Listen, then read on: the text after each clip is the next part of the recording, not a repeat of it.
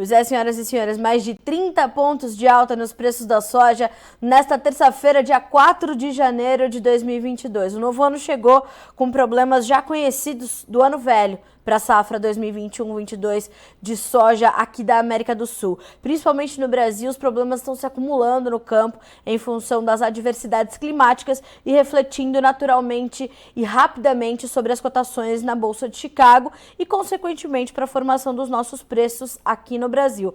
Para nos ajudar a entender esse movimento, como é que a gente está começando 2022, conosco o Vlamir Brandalize, consultor de mercado da Brandalize Consulting. Vlamir, seja bem-vindo. Feliz Ano Novo!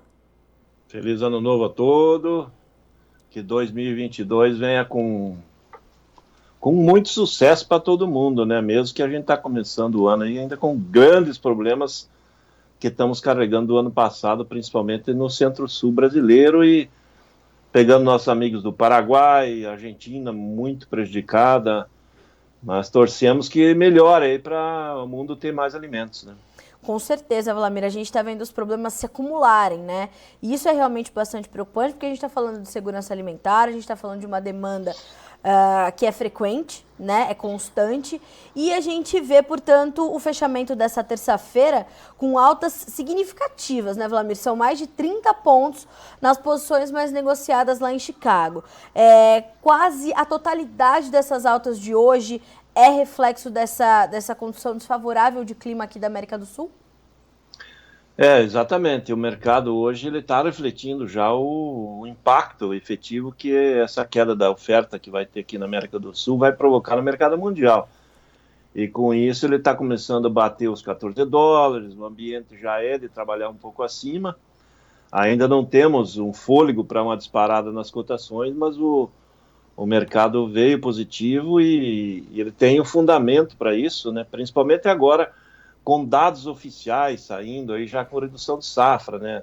Dados oficiais aí do governo do Paraná, da DERAL, o mercado agora aguardando aí que na próxima semana a própria Conab venha com a redução forte da produção brasileira, e isso cria um ambiente aí já bastante propício para as cotações que já está hoje, né? Hoje o mercado já evoluiu bem, já está nas melhores cotações do ano, aí, nesse segundo dia do ano, né? É isso mesmo. A gente está falando, né, Vlamir, de um mercado mirando os $14 e hoje, no julho, encontrou os $14, fechou com $14,02 por bushel. E na última vez que nós conversamos, o senhor me dizia que essa era a nova resistência do mercado. O mercado alcançou essa resistência ou precisa de alguns dias a mais para entender esse patamar, Vlamir, e absorver efetivamente? Olha, ele não quebrou efetivamente, porque lá no julho a resistência, se a gente olhar, já está em pouco mais de 14,10, né? Mas e as curtas, sim, nos $14, ele precisa ainda de um argumento um pouco mais forte aí nos próximos dias para conseguir superar e ficar, né? Como ele veio dos 13 para os 13,5, conseguiu superar os 13,5, consolidou os 13,5 agora como suporte e não mais resistência. Ainda hoje dá para considerar que os 14, na linha média geral, ele continua sendo a resistência, mas ele tem argumentos, tem fundamentos, ele já está dentro desses patamares para superar e avançar um pouco mais. Ele pode ir um pouco mais acima, porque o mercado global vai ter uma safra muito menor do que o consumo. Então, no caso da soja, nós vamos consumir muito estoque nesse ano, porque nós estamos aí com esses movimentos de pandemia, do Ômicron ainda atrapalhando um pouquinho, mas aos poucos ele tem perdido força frente aos movimentos econômicos, e isso dá sinais de que o ano vai ser um ano de crescimento, um ano de demanda de alimentos, e automaticamente isso vai ajudar a pressionar um pouco mais, né? As commodities em geral elas estão pressionando para cima, né? Vlamir, antes da gente entender um pouco mais da demanda, porque eu queria realmente que o senhor se aprofundasse um pouco mais nisso, no consumo, eu queria que o senhor fizesse um rebalanço comigo dessas últimas informações que nós levantamos para a safra da América do Sul desde a última vez que conversávamos. O senhor citou a questão dos dados oficiais do DERAL, que eu acho que tem sido o assunto da semana. Hoje ainda é terça-feira, muita coisa ainda pode acontecer, mas o DERAL trouxe uma baixa considerável, né? De dezembro para cá, reduziu a safra de 18,4 para 13 milhões de toneladas. Mas se a gente se remeter às projeções iniciais, a gente estava falando de uma safra de 21 milhões de toneladas, né, Vlamir? Além do Paraná, quais são os outros estados que te preocupam e aonde a gente já pode ter perdas mais claras em números, Wlamir? Olha, temos aqui no Rio Grande do Sul, a projeção inicial do Rio Grande do Sul pela área em si era para colher umas 23 milhões de toneladas. Aí o clima veio irregular, veio adverso e automaticamente as projeções estão caindo dia a dia. Eu acredito que se hoje normalizasse as chuvas, chovesse muito bem de agora em diante, como as lavouras gaúchas em geral estão atrasadas, algumas foram replantadas, ainda há tempo da soja se recuperar o fôlego e perder menos. Eu acreditaria que poderia chegar a 17, 18 milhões de toneladas. Então, pelo menos 5 milhões não tem o que fazer, pode vir o clima que for pela frente, já perdeu no Rio Grande do Sul. Mas o ambiente que nós estamos aqui, eu passei o Rio Grande do Sul, atravessei ele nessa semana, lá do noroeste até aqui na parte mais ao sul, depois subindo para o norte. Eu já estou vendo aí uma safra gaúcha, nesse momento, talvez 16 milhões, no máximo 17 milhões de toneladas, das 23 possíveis, que eram iniciais. E se não normalizar chuvas em 2, 3 dias, eu acredito que é 15, 16 milhões e podendo cair mais. Então, Certo. ainda tem indicativos que podem cair mais, porque a safra gaúcha está bem mais atrasada que a paranaense. A paranaense já é um fato, porque as áreas estão em colheita, colhendo muito antes do que deveria, 2, 3 semanas antes, porque as plantas morreram, e aqui no Rio Grande do Sul ainda não, né? A safra ainda está na fase de crescimento vegetativo, florescimento, início de formação de vagem, então há um ambiente ainda possível se chover bem. Se não chover, a safra tende a perder mais ainda, porque as lavouras estão muito secas, o solo está muito seco, está muito quente, e isso acaba trazendo prejuízos maiores. Então, se a gente olhar Paraná, Rio Grande do Sul, hoje nós temos aí 14, 15 milhões de toneladas perdidas, né? Se a gente adicionar Santa Catarina, que está no meio também perdendo, certamente 15 milhões de toneladas se perdeu nos estados do Sul, e esse número pode avançar ainda mais umas 2 milhões, 3 milhões de toneladas já perdidas, pelo menos, no Mato Grosso do Sul. Nós estamos caminhando aí, Carlinha, para provavelmente no começo da próxima semana já ter mais de 20 milhões de toneladas perdidas do potencial brasileiro. O potencial brasileiro era inicialmente de mais de 150 milhões de toneladas. Se tudo desse certinho, com 40 milhões e meio de hectares de área desta safra, era para colher 152, 153. Nossa. Hoje ele está mais para 130, no máximo 135 milhões de toneladas, dentro dessa janela, que eu acredito que se a Conab for realista, ela vai vir aí com um número perto de 135 milhões de toneladas no próximo relatório, com viés de baixa justamente em função da situação desse clima aí. O Wlamir, a gente vai ter uma semana interessante na semana que vem, né? Tem relatório da Conab e tem relatório do USDA, né? Que é o Departamento de Agricultura dos Estados Unidos. O senhor acha que esses números podem já começar a trazer... A gente sabe que ambos os órgãos, eles costumam trazer reduções ou correções escalonadas, né? Graduais dessas perdas. Como é que o senhor imagina que esses relatórios chegam na próxima semana e como é que podem impactar o mercado? Olha, normalmente são órgãos conservadores, né? Eles demoram para colocar a realidade dos campos aí dentro dos números deles, né? O USDA principalmente. Mas eu acredito que o USDA vem com números menores. O USDA provavelmente vai reduzir a safra brasileira. A estimativa do USDA anterior era 144 milhões. Eu acredito que o USDA já vai trazer para umas 137 milhões de toneladas na semana que vem. Um número ainda bastante conservador, mas ele já vai dar um viés de sinalizando que a safra é bem menor.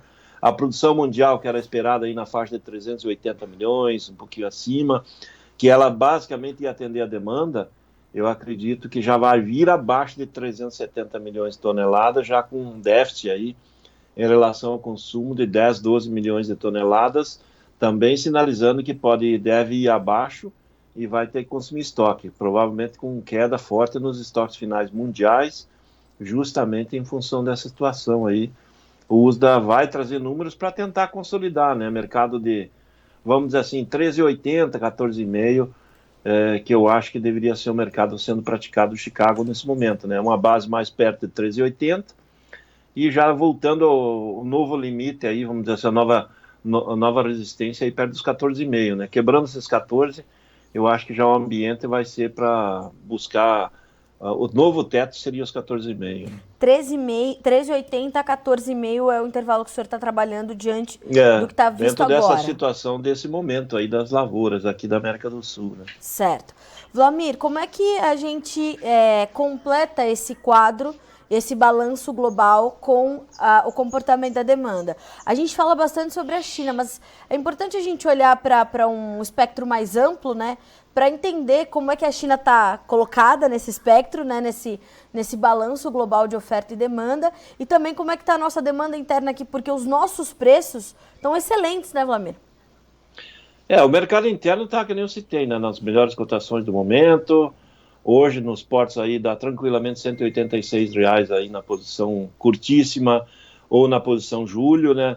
E as posições no meio aí, vamos dizer assim, abril, maio, perto de 180, 182, no maio, junho, e chegando a julho, 186 aí, tranquilamente teria comprador. Nós estamos num segundo dia do ano, ainda sem ninguém querendo vender, nós estamos praticamente sem negócio de soja. Quem está colhendo, as lavouras estão colhendo e entregando contratos, aí agora, nessas primeiras áreas, o produtor entregar o que está colhendo e renegociar como vai fazer para cobrir as diferenças, né? Porque tem a produtividade que está aparecendo hoje, principalmente do Paraná, é muito baixa, ela não consegue cobrir o mínimo dos negócios que foram feitos, né? Produtores colhendo de 8 a 20 sacas por hectare, sendo que a maioria negociou aí na faixa de 25 sacas por hectare, 30 sacas antecipada. Então, é muito difícil você ver, assim, eu estava no Paraná semana passada, não consegui ver nenhum produtor que estava colhendo semana passada e estava colhendo para pelo menos cobrir os contratos de vendas antecipadas. Olha só. Eles não estavam conseguindo colher. Os melhores níveis que eu vi era na faixa de 20 sacos por hectare, então produtividades baixíssimas e automaticamente não atendendo nem os contratos programados aí para entrega agora janeiro e fevereiro. Vlamir, quando a gente tem uma situação como essa, qual a orientação que a gente pode dar para o produtor? Hoje, quando nós falamos com o DERAL, o chefe do DERAL, ele, em entrevista ao Notícias Agrícolas, orientou os produtores de que se apoiem efetivamente nos decretos estaduais e municipais de emergência para apresentar, acionar os seus seguros, né, e apresentar e atestar as suas perdas para ver como é que ficam essas negociações no pós-colheita, né, ou no pós-safra, para quem não for colher. Como é que fica essa situação? Que orientação que o produtor deve seguir? E para aquilo que ele ainda tem para comercializar, Vlamir, que estratégia que o senhor está vendo ele adotar, ou que seria interessante ele começar a estudar? Olha, no caso do produtor agora, esse que foi fortemente atingido pela estiagem, ele tem que buscar aí, na maioria dos casos, como agora está no caso do Paraná, já estado de emergência, estados de calamidade pública, tudo isso que está acontecendo, Mato Grosso do Sul também nessa linha. O seguro, quem está com lavouras com seguro, né, buscar seguro. Aquele que tem vendas que não vai conseguir cumprir os contratos, ele tem que tentar negociar com as empresas, mostrar a situação. Não adianta ele querer fugir do momento, né? O momento é ele manter credibilidade, manter crédito, e isso se dá através de e negociar com as empresas que ele vendeu automaticamente, para ele não perder a credibilidade, né? Não fugir da negociação nessa hora. E aquele que não está com essa questão de problemas de entrega, de contratos, ainda tem soja, ou vai colher à frente numa condição um pouco melhor, é um momento de esperar, porque nós temos um ambiente que pode subir um pouco mais a soja, pode se valorizar. Esse talvez seja o ano que todo mundo já vem falando, faz uns 3 anos, que as cotações podem bater os R$200 nos portos. Esse ano eu acho que, por enquanto, ainda não, mas o ambiente é possível justamente em função dessa dificuldade do Brasil atender contratos futuros lá fora. Então isso pode valorizar prêmio à frente. O produtor vai ficar mais reticente, o produtor nas regiões que estão colhendo melhor aí no centro-oeste, certamente vão entregar os contratos e vão segurar mais, e o Brasil colhendo aí talvez uma safra menor que o ano passado, ele vai deixar um déficit no mercado global, e nós temos que levar em consideração que hoje eu acredito que a Argentina não deve colher mais que uns 40 milhões de toneladas de soja, E isso o mercado mundial ainda não viu, né, porque a Argentina ainda está plantando a safra, ainda tem tempo para plantar nos próximos dias, mas o clima não está ajudando eles. Então isso pode criar o argumento da soja ir lá para os 14,5, o prêmio melhorar e talvez até um pouco acima. E aí sim, aquele sonho talvez dos R$ 200 seja aí nesses primeiros, até maio. Se não acontecer até maio, depois vem a safra americana, provavelmente o produtor americano vai plantar mais. E também temos que levar em consideração que do outro lado da mesa tem a China, né? Os chineses também não gostam de pagar caro, né? Então, é a situação. Se o mercado começar a subir muito, o chinês sai do mercado comprador e ele acaba esvaziando as operações e é um movimento de retirada que ele também consegue fazer com que o mercado não dispare, né? Então, mas o ambiente é positivo, as cotações são favoráveis e o produtor que está com condições de ter um pouco de soja ainda para negociar, pode esperar um pouquinho aí, que ele tem mais chance de ganhar do que perder nessa fase final de definição da safra, né? Agora, mais algumas semanas, já define a safra. Vlamir, antes da gente ter esses problemas todos e eles se tornarem generalizados, nós falávamos na possibilidade dos preços aqui no Brasil sofrerem uma pressão via prêmios por conta do início da colheita, de uma safra muito forte, né? Era prevista uma safra muito robusta e podendo pressionar ali os prêmios aqui no Brasil em função não só do volume maior chegando ao mercado, mas chegando mais cedo. Talvez a gente possa ter uma reversão desse cenário. Os prêmios podem não explodir, mas pelo menos uma manutenção eles vão apresentar por conta desse volume menor que a gente tende a entregar para o mercado, Vlamir?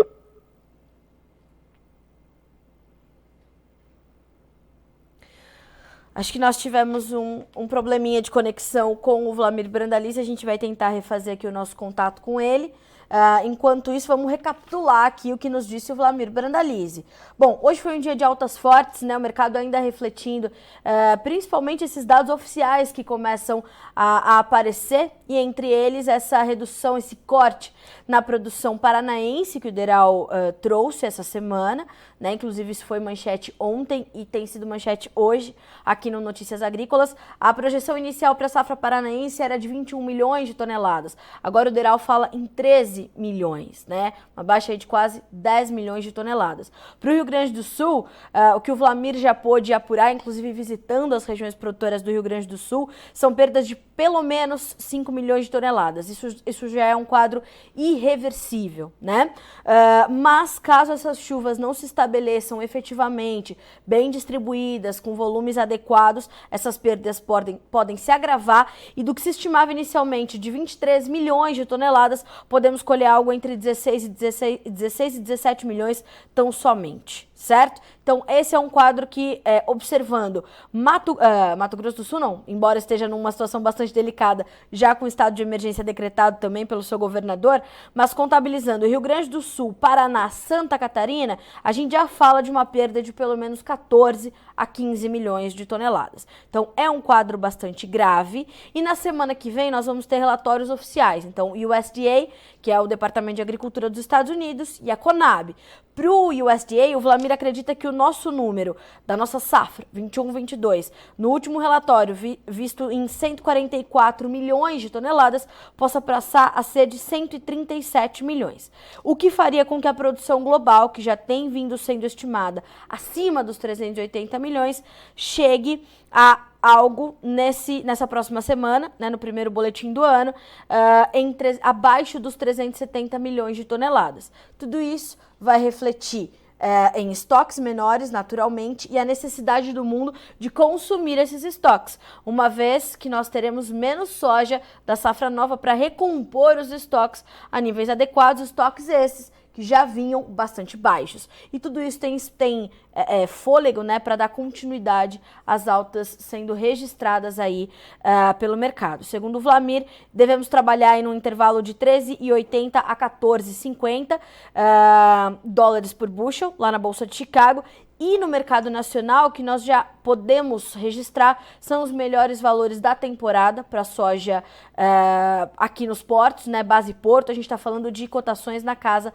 de R$ 186 por saca. Ou no spot, posições curtíssimas, ou para julho. Nas posições intermediárias, como colocou o Wlamir, a gente está falando de algo também entre R$ 182 e R$ 186 por saca, a depender dos prazos de entrega e de condições de pagamento, prêmio, câmbio e tudo mais, aquela conta que você sabe fazer melhor do que nós, não é? Então, são momentos difíceis para o produtor está reavaliando as suas estratégias de comercialização, precisa entender o que ele vai ter para entregar o que já foi comprometido com as vendas antecipadas e como ele vai negociar o restante daquilo que ele conseguir colher, principalmente nessas regiões mais afetadas pelas condições adversas de clima. A gente não conseguiu restabelecer o nosso contato com o Wlamir, mas a gente vai ver como é que ficaram as cotações para encerrar esse boletim, números na tela para você. A soja para janeiro fecha com $13,78 por bushel, 34 pontos mais 25 de alta. O março, 13,90, subindo 35 pontos. O maio, 13,98, 33 pontos mais 75 de alta. E o julho fechou com $14,03, 31 pontos mais 75 de ganho nesta terça-feira. Preços do milho na tela agora, preços com boas altas também. A soja ajudou a puxar esse mercado. O março, $6,09, alta de 20 pontos. O maio, 6,09 também, subindo 18 pontos. O julho, de $6,06 por bushel, com 16 pontos e meio de ganho. E o setembro, $5,71, 9 pontos e meio de alta. Preços do trigo também na nossa tela. O março, 7,68, fechou com 10 pontos mais 75 de ganho. O maio, $7,72, subindo 11 pontos. O contrato julho, $7,65, alta de 10 pontos. E o setembro, $7,67, alta de 10 pontos mais 25. E não subiram só os preços dos grãos na Bolsa de Chicago, mas subiram também os preços do óleo de soja e hoje renovando algumas máximas. Os ganhos foram superiores a 1%. Vou abrir aqui a tela da Bolsa de Chicago para a gente dar uma olhadinha nesses números. São altas que passaram de 3,5% ou 3% nas posições mais negociadas. Quando a gente olha para o óleo de soja e óleos vegetais de uma forma geral, a gente não fala só de um problema de demanda mais forte ou olho na América do Sul, não. Mas a Indonésia e a Malásia também trazem problemas de clima, alagamentos, e isso compromete a produção por lá. E são dois grandes produtores e exportadores de óleos vegetais, principalmente óleo de palma. Isso puxa os óleos vegetais de uma forma geral. A soja, o óleo de soja vai na carona, também olhando para essas condições da América do Sul. E essas altas superiores a 3% no óleo, naturalmente ajudam a puxar os preços da soja em grão também. Olha só, a gente vai mandar o nosso abraço para o Wlamir Brandalize. O Wlamir está em trânsito, está visitando as lavouras, por isso que às vezes o sinal acaba deixando a gente um pouquinho na mão, mas é o trabalho do Wlamir, né? De fato, ir buscando essas informações em loco. A gente aproveita para agradecer a generosidade do Wlamir de estar conosco mesmo em trânsito. E a gente fica por aqui com esse boletim, mas a nossa programação sempre aqui vigilante para que você seja o produtor rural mais bem informado do Brasil. Participe das nossas mídias sociais, no Facebook, Notícias Agrícolas, no Instagram, @Notícias Agrícolas e em nosso Twitter, @Noteagri. E para assistir todos os vídeos, se inscreva no YouTube, na Twitch, no Notícias Agrícolas Oficial.